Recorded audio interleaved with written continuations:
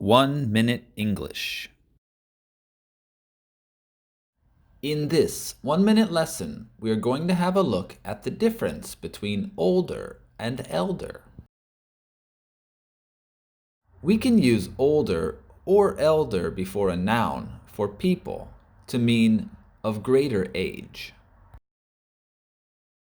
For example, my older brother is tall, or my elder brother is tall.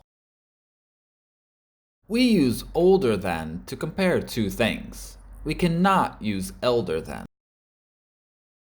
My sister is older than me.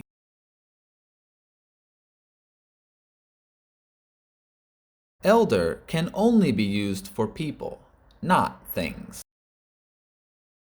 The blue car is older than the orange one.